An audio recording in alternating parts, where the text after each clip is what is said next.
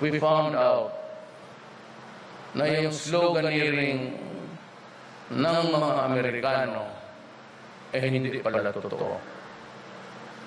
Because they were there, they were the imperialists who came after the Spaniards and took over the country by subjugation.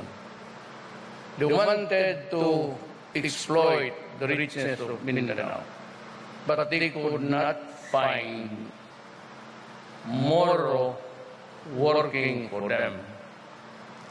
So, meron silang ginawa. They offered homesteads, yung mga cadastral landstone. Sabi nila, go to Mindanao because it is the land of promise. But actually, kukunti lang yung naitabi nila para sa mga tao. At nagkaroon ang problema kaya sa ibang lugar na Davao. But it was not because of walang feudalismo. There was just scrambling for the land.